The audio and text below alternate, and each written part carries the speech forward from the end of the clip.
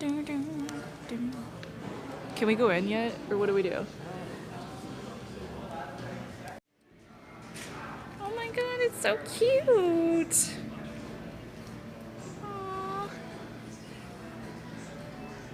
Aww.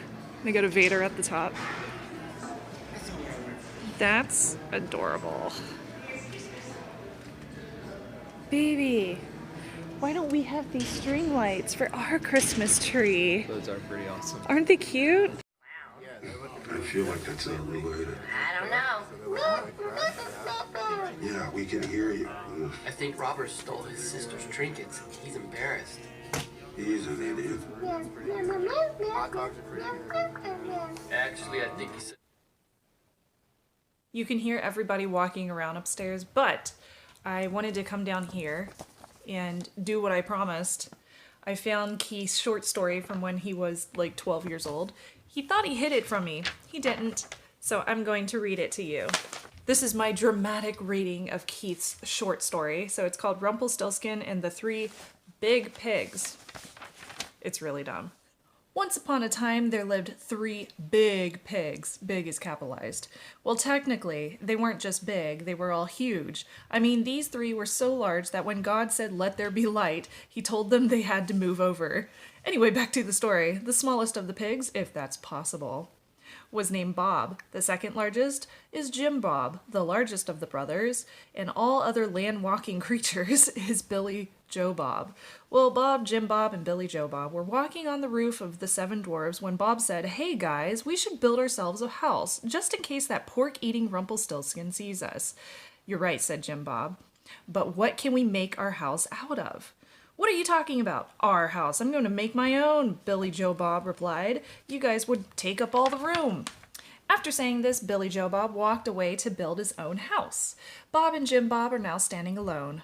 Far off in the distance, they both heard, "Hi ho, it's back to home we go, with razor blades and hand grenades, hi ho, hi ho. These mean little dwarves who held Snow White hostage are coming home. Let's get out of here," Jim Bob replied. With that, they both jumped off the roof and walked away. A little way down the road, Rumpelstiltskin could smell the pigs and started drooling of hunger. He decided he had to have those pigs for the luau he was planning. Seeing how his luau was in a week, he decided to get some professional help. He went to the office of the Big Bad Wolf. Although the Big Bad Wolf only stood 3 feet tall, he had earned his reputation from his father, Big Bad Wolf Sr. Rumpelstiltskin had told him that he needed all 3 pigs for his luau and that he would pay nicely for their dead carcasses.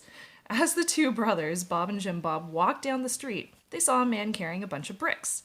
They decided they would try to trade something for the bricks, then they would have something to build the house with.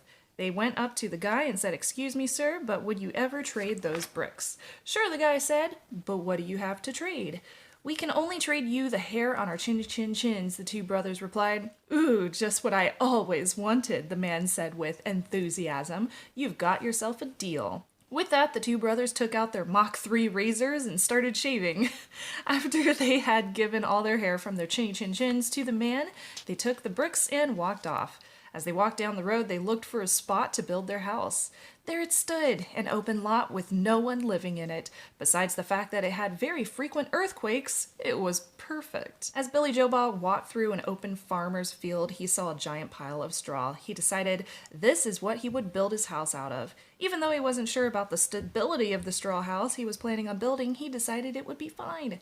He started weaving the straw together so that it would be strong enough to keep Goldilocks out. He had heard the story from the 3 bears. As he was building his new house, he noticed a small genie lamp partially covered by dirt. He decided to rub it, and out popped a genie. "Since you have freed me, I'll grant you 2 wishes, the genie said. "2? I thought genies grant 3 wishes, Billy Joe Bob questioned. "Well, I'm granting you 2 wishes, so you can take it or leave it," the genie boomed. Okay. First I want $1,000,000, Billy Joe Bob replied. $1,000,000 coming right up, the genie said. "No, wait, I said $1,000,000.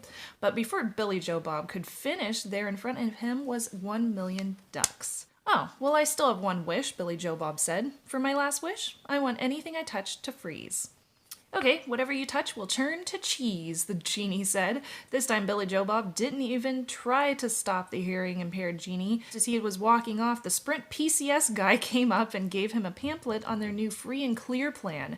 Since he was in a mean mood, Billy Joe Bob touched the Sprint PCS guy, and he turned to cheese.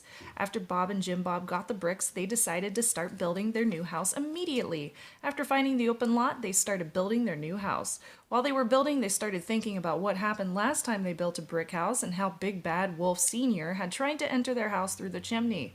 Luckily, Billy Joe Bob was cooking some soup when he came down the chimney. Bob decided they would make a small chimney and the Big Bad Wolf would not be able to get in. Since this is a fairy tale, they were able to finish building their brick house in the time it took you to read this paragraph.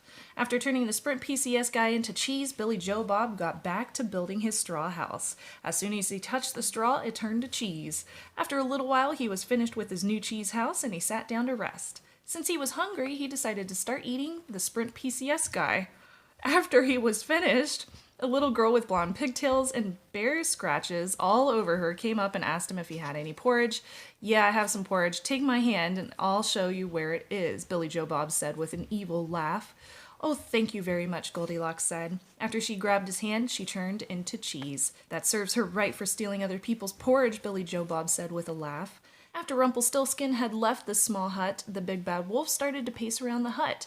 He tried to come up with a way to catch the three big pigs. His father, Big Bad Wolf Sr., had already tried once to kill the three pigs by sneaking in through the chimney, but he was outsmarted and burned in a boiling cauldron. The Big Bad Wolf decided he would start by staking out the three big pigs' house. He didn't know where they lived, but he did know that they had moved out of their old house. He went and got his not yet finished phone book. This would have the addresses of all houses that were being built at the time. All he had to do was look for anyone who was building a brick house. And there it was, located on Earthquake Lot, but surprisingly, there was also a cheese house that was built.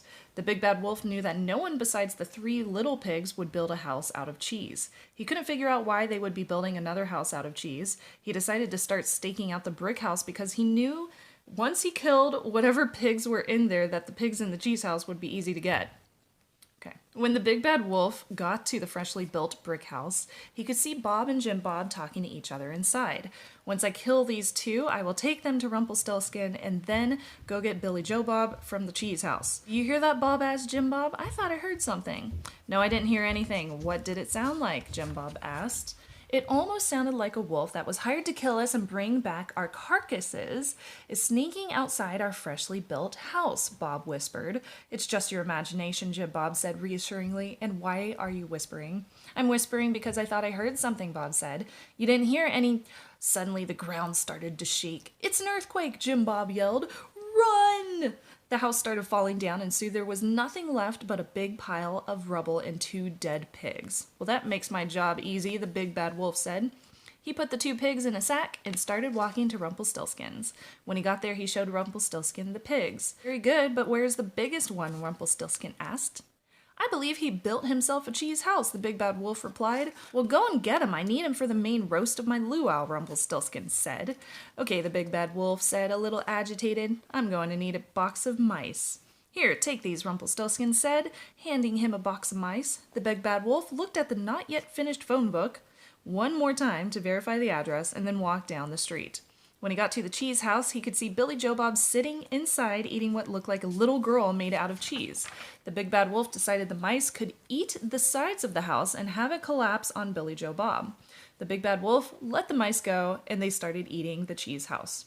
Soon they had eaten all the way through the wall, and it collapsed under its own weight. In the rubble, Big Bad Wolf could see the large pink body of Billy Joe Bob. Big Bad Wolf found a stick and poked Billy Joe Bob to see if he was dead. As soon as the stick touched Billy Joe Bob, it turned into cheese. Suddenly, the Big Bad Wolf understood why it turned to cheese. "That's it, the cheese house, the half-eaten cheese girl, and the stick turning to cheese," the Big Bad Wolf mumbled. "It all adds up and shows that everything Billy Joe Bob touches turns into cheese. That's how I can kill Rumpelstiltskin, and then I can take all the gold he made for the princess," the Big Bad Wolf said deviously.